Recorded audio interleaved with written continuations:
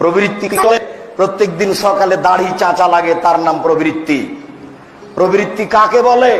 টাকনোর নিচে ব্যান্ডটা পরলে ভালো লাগে, তার নাম প্রবৃত্তি। প্রবৃত্তি কাকে বলে?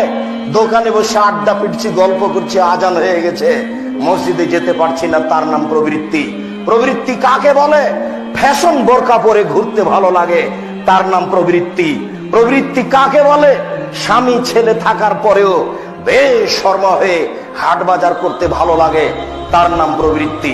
মুসলিম বোন, আপনাকে বলছি, আপনি খুব ভালোবাসা দেখিয়ে মসজিদে এসেছেন, আমারও পক্ষ থেকে আন্তরিকতার অভাব নেই।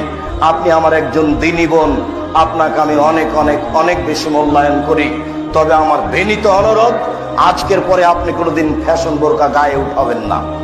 কথা আপনি রক্ষা করুন, আপনার জন্য ভালো হবে। ঢিলা ঢালা বোরকা পরবেন। সময় অল্প, কয়দিন ছিল? সেদিন ছিলেন 15 বছর, আজ দেখছেন 40 বছর, আবার দেখবেন 60 বছর, আর সময় নেই, দেখতে সময় নেই।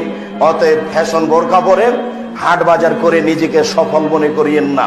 হাট বাজার করার জন্য স্বামী আছে, ছেলে আছে, দেবর ভাসুর আছে, ওদের উপরেই ছেড়ে দেন, যা করছে করুক, যা হবে সেটাই খুশি, যা করবে সেটাই খুশি।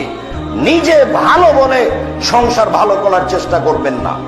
ছেলে যেটা ভালো বলেছে সেটাই ভালো, স্বামী যেটা ভালো বলেছে সেটাই ভালো, দেবর ভাসুর যেটা ভালো বলেছে সেটাই ভালো, কাজের লোক যেটা ভালো বলেছে সেটাই ভালো।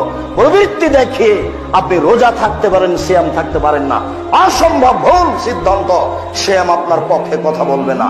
সিয়াম বলবে, রব্বি, হে আমার প্রতিপালক, আমি তাকে দুটা কাজ করতে দিনি, এক খেতে দিনি, আমি প্রবৃত্তি মন মতো তাকে চলতে দিনি। মন মতো চলা কাকে বলে?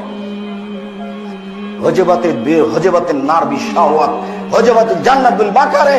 বুখারী, মুসলিম, আবু দাউদ, নাসাঈ, তিরমিজি, ইবনে মাজাহ, পৃথিবীর সব গ্রন্থে আছে।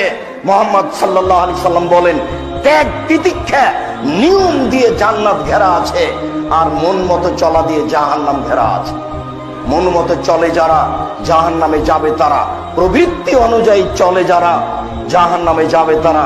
মনের ইচ্ছা দ্বারা জাহান্নাম ঘেরা আছে, নিয়ম নীতি দ্বারা জান্নাত ঘেরা আছে। এই কথা মুহাম্মদ সাল্লাল্লাহু আলাইহি